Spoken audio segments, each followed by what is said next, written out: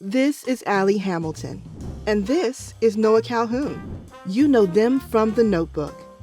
You may remember this look or this look.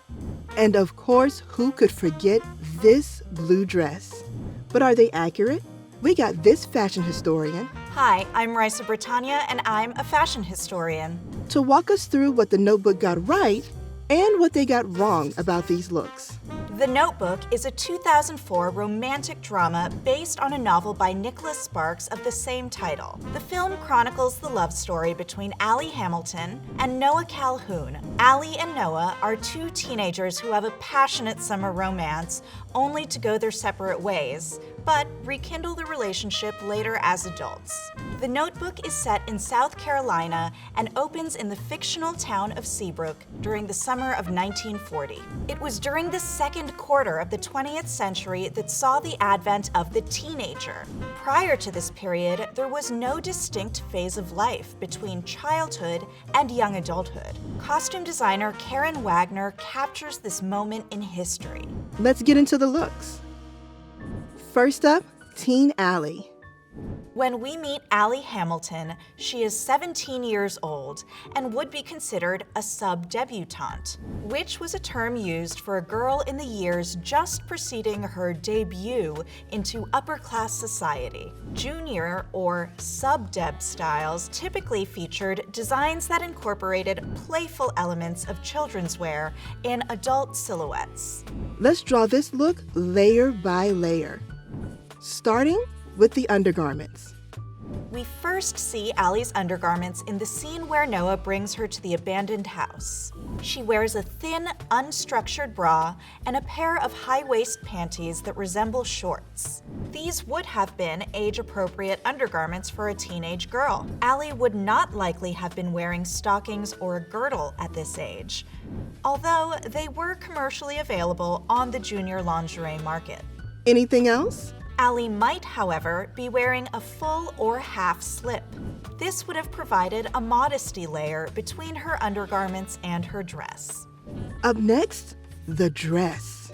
Allie wears a knee-length dress with a floral print and contrast collar, which would have been accurate for the period. Summer dresses for juniors, such as this one, were typically made from a lightweight printed cotton.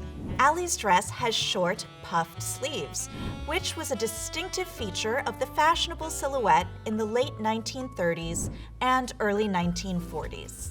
Up next, the cardigan, also known as the bolero. Allie wears a red, heavy-knit, belted cardigan, which would have been accurate for the 1940s. However, it's unlikely that she'd be wearing one on a hot summer night in the South. Instead, she could be wearing a lightweight cropped bolero. Let's move on to hair and makeup. First up, hair. In this scene, Allie wears her hair in loose curls. But later on, she wears variations of a more historically accurate hairstyle, with a softer wave that's pinned back behind the ears. This style was typically achieved using hair combs, which we see Allie wearing on another evening occasion. During the day, she opts for more casual hairstyles, like pigtails and braids. And her makeup? Allie's makeup is, for the most part, fresh-faced and natural. For more formal occasions, she wears a light blush and coral lipstick. And finally, the accessories, starting with the shoes. Allie wears wedge sandals, but ones that look very contemporary to 2004. Wedge sandals in the 1940s were not quite as high and likely not made of patent leather.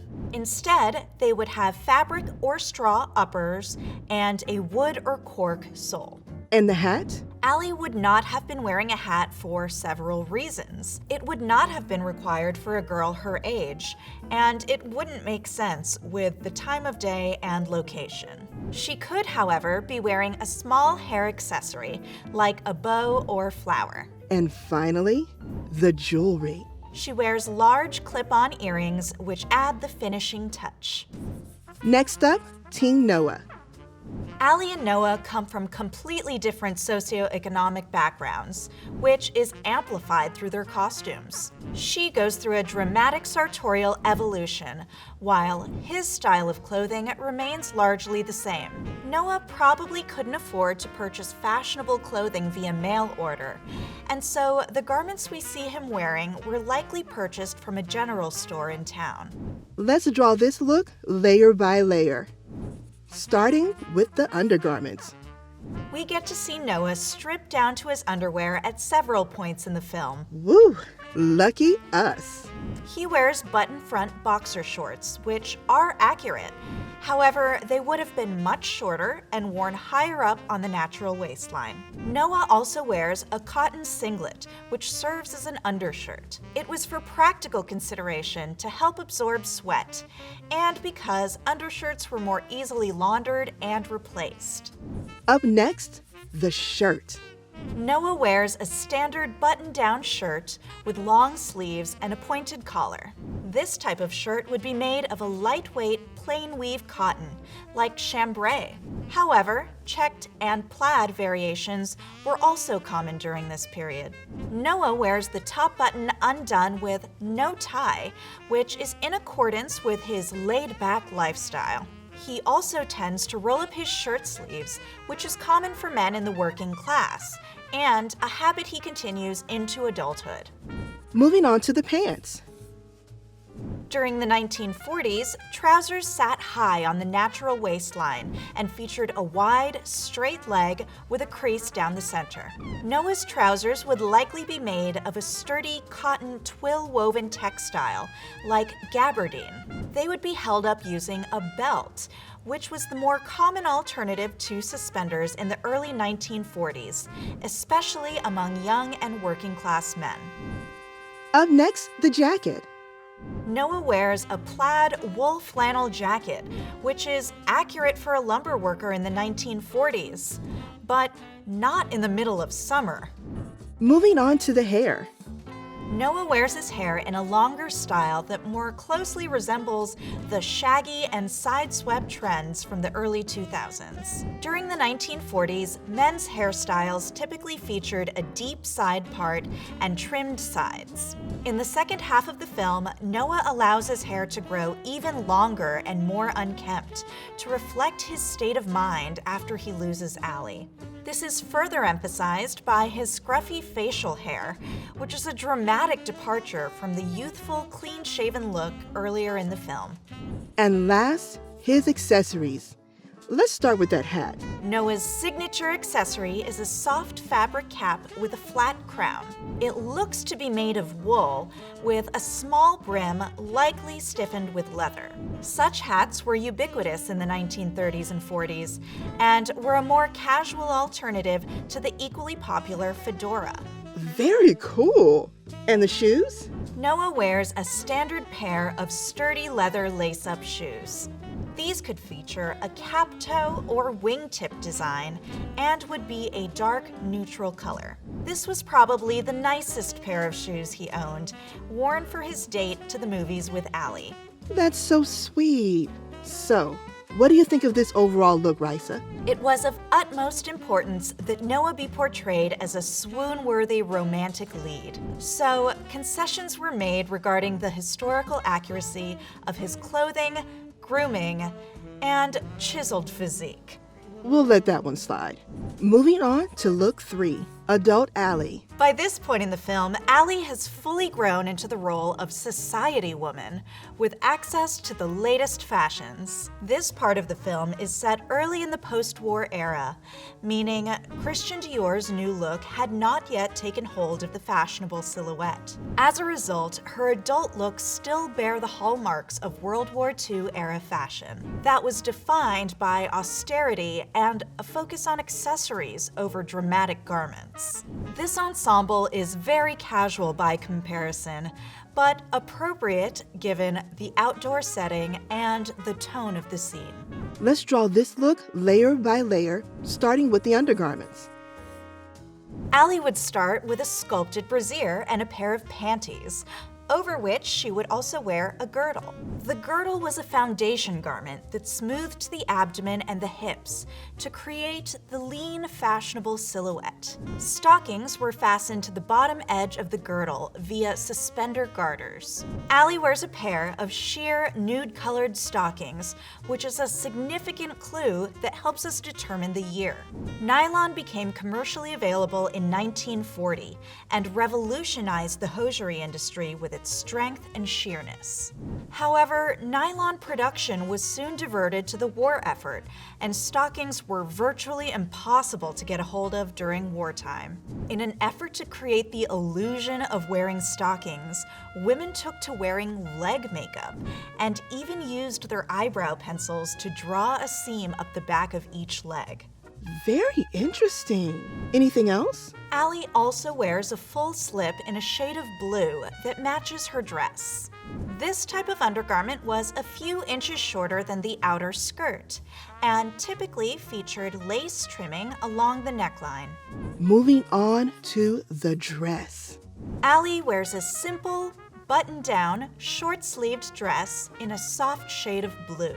Variations on the classic shirt dress remained fashionable throughout the mid-20th century. The style lent itself particularly well to wartime-era fashion, which was governed by rationing due to fabric shortages. As a result, clothing became more slender, streamlined, and unfussy. Still, the dress that Allie wears seems a touch too fitted for the period, when skirts had a slight A-line shape. Next, the jacket. Allie could have a coordinating jacket to wear over the dress to create the look of a suit. For adult women during this period, the suit was the norm in daytime apparel. We see Allie wearing a smartly tailored one while out and about in the city of Charleston. It has broad, padded shoulders and a nipped waistline, both of which were defining features of the mid-1940s fashionable silhouette. Because this scene takes place in a picturesque country setting, the coordinating jacket could be a more casual variation with short sleeves and made of a lightweight fabric. Moving on to hair and makeup. Let's start with her hair. When Allie arrives, she sports a soft updo with side-swept peekaboo bangs, a style made popular by film actress Veronica Lake. When the U.S. joined the war, Veronica was encouraged to start wearing her hair up and out of her face in order to inspire female munitions factory workers to do the same. Hairstyles in the mid-1940s tended to be quite sculptural, and one popular style called victory rolls was said to have been named for an aerial maneuver in which fighter planes would spin horizontally. So fun! And the makeup? Cosmetics also took on wartime monikers, like the shade of Victory Red lipstick by Elizabeth Arden. Allie's bolder makeup is instrumental in her transformation from spirited teenager to sophisticated adult. And finally, the accessories, starting with the hat. Because clothing tended to be more understated due to wartime regulations, there was a particular emphasis on accessories during the 1940s. Hats were not subject to the same strict rationing as clothing, and thus emerged as the defining accessory of the decade. There were several prominent styles in a variety of dramatic shapes, from the small tilt hat that perched on the forehead to the wide-brimmed halo hat, which sat back at the crown of the head and framed the wearer's face. And the shoes? Fashionable shoes of the 1940s featured an elevated platform sole, usually paired with a peep toe and secured with a slingback or ankle strap.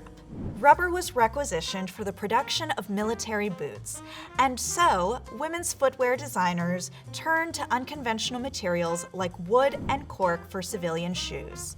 Allie would likely complete her ensemble with a pair of gloves and a coordinating handbag, as she does when she arrives in Seabrook. So, what do you think of this look? Overall, this look is pretty accurate. However, it lacks the additional layers of accessories that would have completed the ensemble. Any final thoughts, Raissa? Designer Karen Wagner takes into careful consideration each character's socioeconomic background, which enriches the conflict at the heart of the narrative. Ultimately, The Notebook provides a nostalgic version of the 1940s that doesn't fixate on the details of historically accurate dress. This approach makes sense, since it is a heart-wrenching love story told in flashback and romanticized by the characters' rose-colored memories.